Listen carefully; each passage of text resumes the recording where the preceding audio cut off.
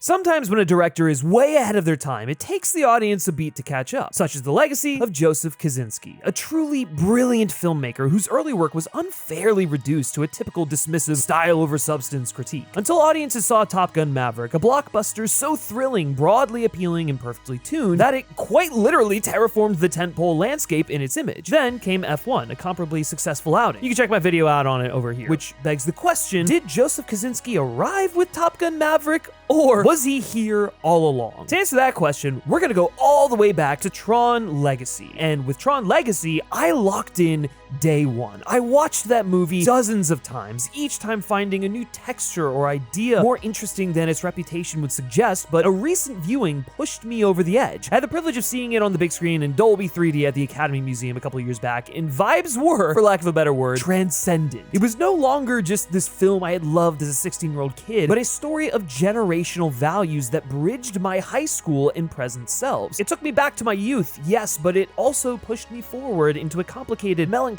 and yes, terrifying meditation on creation, perfection, fathers, sons, and what happens when an aesthetic becomes an ideology. If that sounds headier than you were expecting, trust me when I say that I felt the same. Now, we've got another Tron in the pipeline, but this video isn't about that. By the time you're watching this, maybe Tron Ares has come out, maybe it's been out for years, and I genuinely hope it's good, but you know what? I don't give a shit. I haven't stopped obsessing over Tron Legacy, so wherever this transmission finds you today, Tron Legacy will have its day in the sun. Let me start with something you may not agree with at this moment, but I think I'll have you convinced by the end. Tron Legacy is a miracle. It's a miracle it exists at all, and it's a miracle that it's as good and as singular as it turned out to be, given that Joseph Kosinski was a first-time feature director who sold a trailer for a movie that didn't exist to Disney, then built the whole fucking thing around Jeff Bridges. Yeah, you read that right. Kosinski made a pitch reel, got Bridges, and then convinced the studio to let a new director with a handful of spots and a Gears of War short create one of the most visually and sonically alive movies of the last 20 years. That's a major risk for a studio, and the kind of Hail Mary all but extinct in the present risk-averse landscape. At risk of waxing a bit nostalgic, man,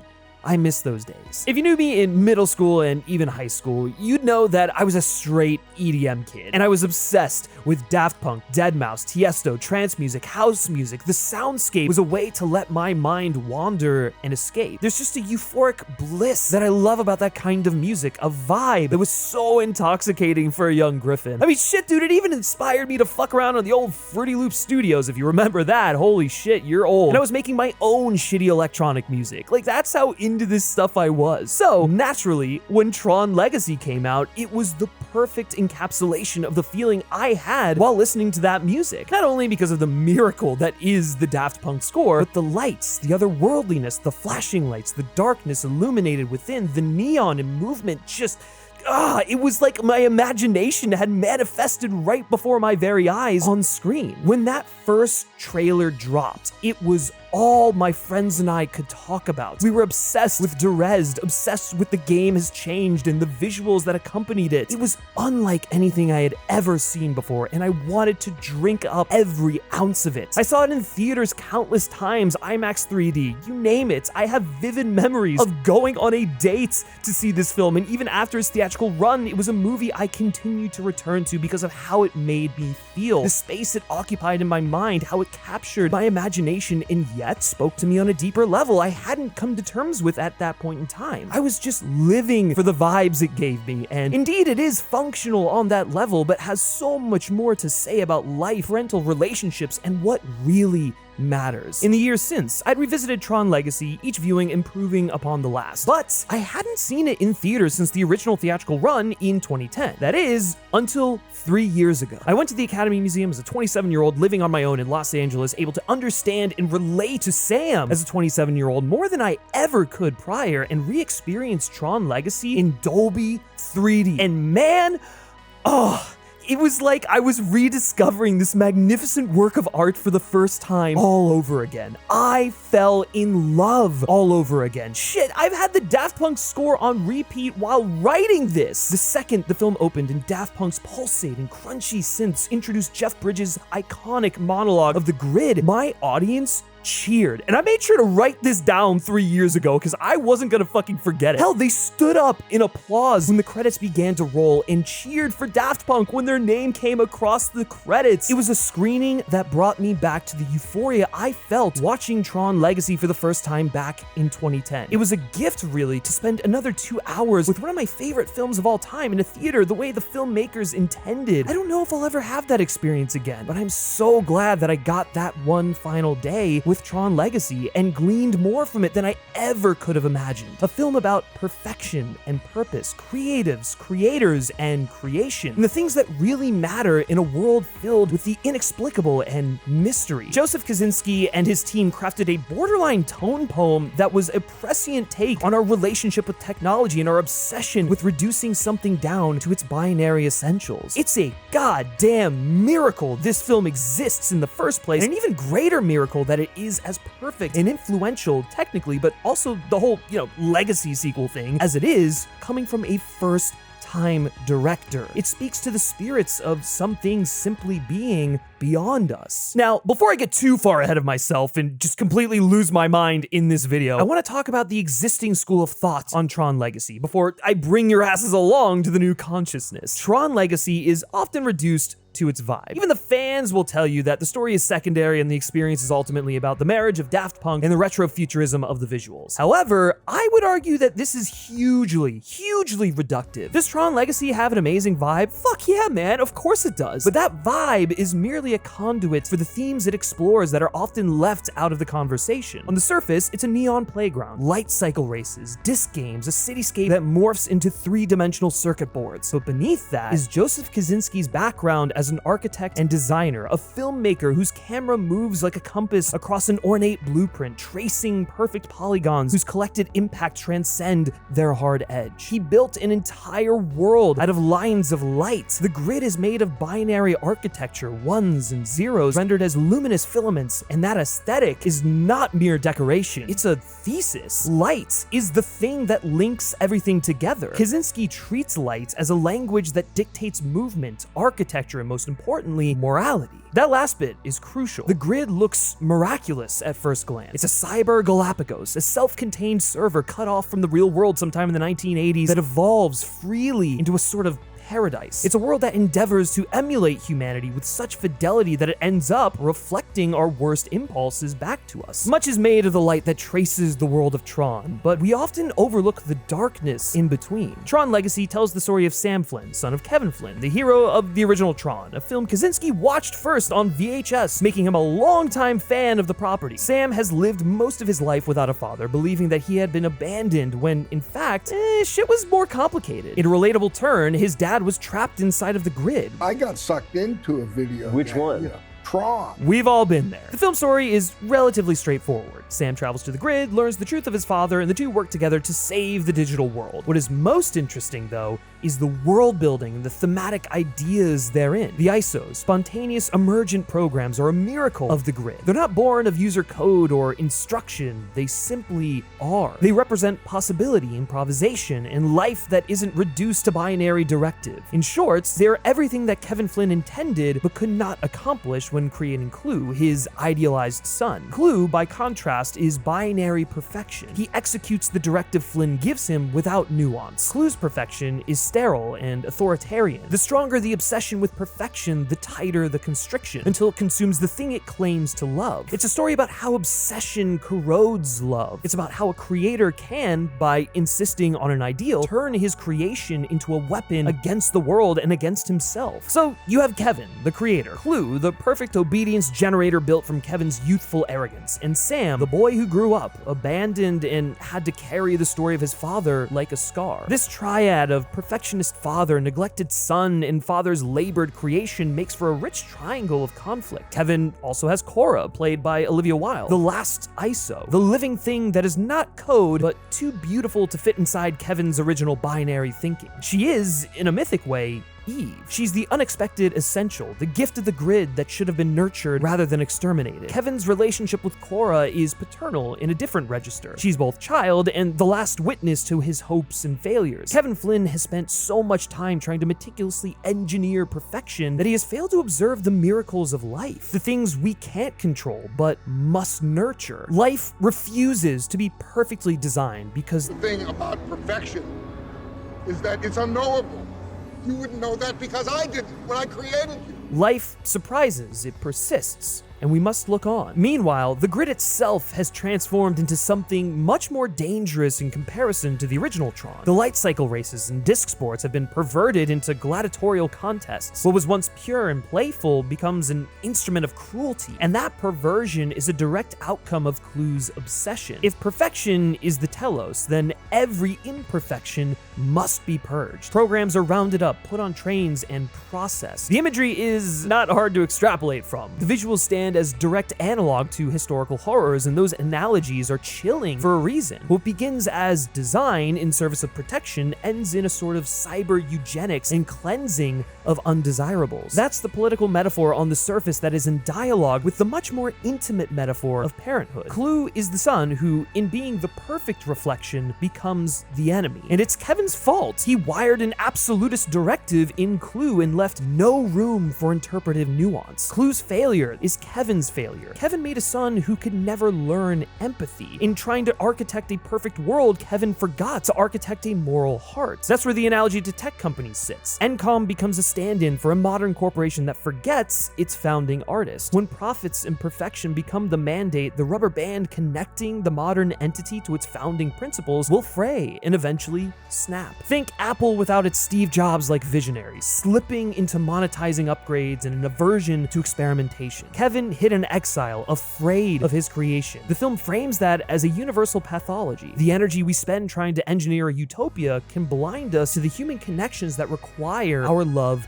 and attention. At its core, Tron Legacy is a film about fathers and sons, about a maker who lost sight of the human being beside of him. Kevin Flynn is the obsessive innovator who let the grid become his altar instead of his tool. He wrote himself into the idea of this selfless artist, but the cost was selfishness disguised as vocation. This puts Tron Legacy in dialogue with the classic works of Steven Spielberg, a la Close Encounters of the Third Kind, a common fixation for perfectionist artists. Hint, there's more than a little Kevin Flynn in Joseph Kosinski's crystalline filmmaking, is the constant tension between work and family. Kevin's biggest regrets that he missed out on the time with Sam is the movie's emotional anchor. When Flynn says, I'd have given it all up for one more day with you. it shatters me. It leaves me breathless. It's the confession of a man who knew what he'd done and wanted to fix it. The film ends with Flynn sacrificing himself because his priorities are finally calibrated properly. It's an acceptance that legacy isn't systems or servers, it's people. And the merits of Tron Legacy are not limited to the context of its release. In fact, many of its ideas have only grown more potent in the years following. Kosinski's Grid is a meditation on how the internet, a place intended for shared creativity,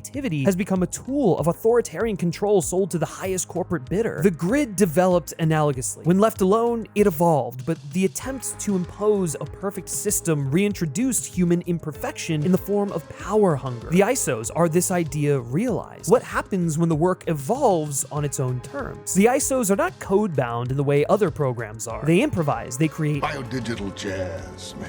overlaying the grid's sterile orchestra. Now, I'm sure you're amazed I've managed to talk this long about Tron Legacy without dipping too heavily into its technical audacity, but we gotta do it. Tron Legacy was one of the first tentpole films post-Avatar to push 3D beyond eventized gimmick and make it an essential creative tool. They said, fuck post-conversion, cause remember that era? And shot the 3D for real and paired it with practical sets and costumes so the grid had a tactile quality, even with its digital veneer. The 3D still holds up as a portal into the world of the grid, not as a gimmick, but as essential evolution of the grid from the 80s. And then you have the costumes, special effects suits that read as clothes but photographed like sculpture because the lines of light had to live on real bodies. The level of detail, the photorealism of reflections, the sense of physics in an otherwise hyper-real environment all make for an aesthetic calculus that pays off. You feel like the grid was literally constructed, which helps to undergird the film's metaphor. It's one of the most brilliant and under-discussed aspects of the film, which is kind of weird when you think about it because it is a movie about technology. So of course the thing that's going to be impressive about this film is going to be how it advanced filmmaking technologies beyond what was possible at the time, something it also shares with the original Tron movie. But design is only half the movie. Kosinski's team, like himself, were not a bunch of seasoned studio lifers. They were architects, designers, artists who weren't weighed down by industry conventions. They had aesthetic chops. They built the whole thing in 65 days, and that urgency shows. Claudio Miranda's cinematography is a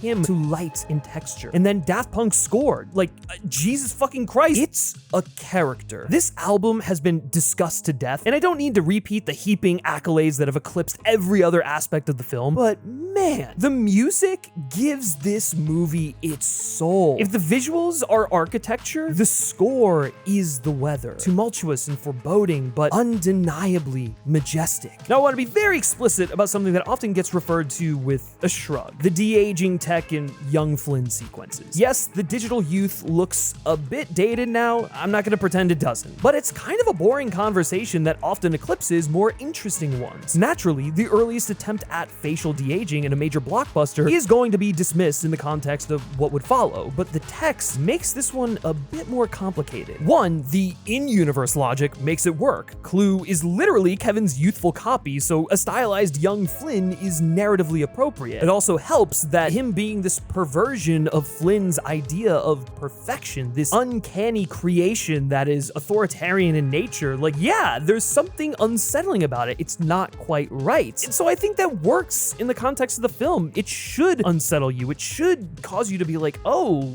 well, that's really what he's saying? Gross. 2, Tron Legacy pioneered processes from de-aging to in-camera 3D that would turn into industry tools used in stuff like the MCU and Star Wars and beyond. The technology's rough edges don't erase the ambition, and its influences can be seen everywhere, and that should earn your respect. And then there's the cultural moment. Tron Legacy arrived while EDM culture was exploding into mainstream consciousness, and visual effects were beginning to refuse old constraints. The movie is a distillation of the 80s aesthetic transformed with the most cutting-edge tools available. The Grid is a future imagined by kids who grew up on arcade cabinets and synthwave mixtapes. But the film also asks, what did those dreams become? It interrogates that blissful optimism from the 80s and applies the melancholy of hindsight. That's where the film's refrain of corrosive nostalgia makes itself heard. An aesthetic revolution becomes a conservative ideology when it inevitably ossifies. The Grid was meant to be a haven. Instead, it becomes a machine for policing perfection because the architect thought perfection was an equation he could solve. That's why Sam's rediscovery in the film resonates so deeply. Sam reconnecting with Kevin is a literal unearthing of a neglected foundation, dusted off for a new generation to examine with fresh eyes. That ties into a meta theme I've always loved. Rediscovering an old favorite is not merely nostalgia. It's an opportunity to read the past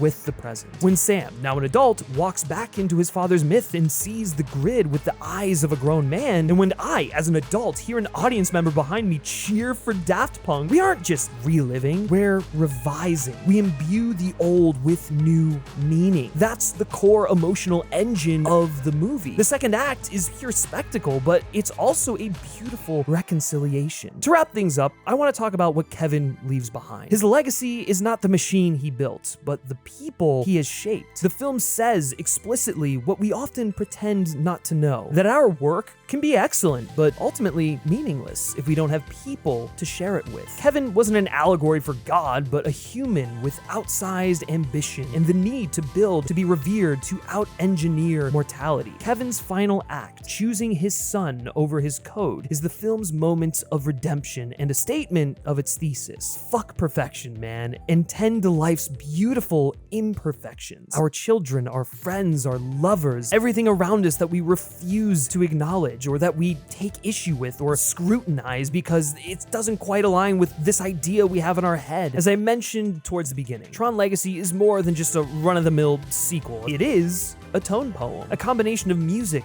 motion, light, and symmetry that coalesce into a resonant meditation on creation and perfection. Kosinski, the architect turned filmmaker, gave us a film that looks like a piece of modern design made human. It's about the dangers of trying to control life and the unexpected beauty that emerges from humanity. And that's why, after all these years, after seeing it again in a proper theater, after watching it time and time again, I still fall in love with Tron Legacy. It's a film that was ahead of its time because it asked questions the world was still figuring out. Kosinski made a film that's both a neon spectacle and a quiet confession. That's rare. That's brave. It's a love letter to possibility and a warning against unchecked obsession. Something a lot of us creatives are guilty of. It's an elegy for time wasted and a hymn for the sunrise you won't take for granted. Cora's sunrise is a realization that her life will always extend beyond the binary, and yours will too.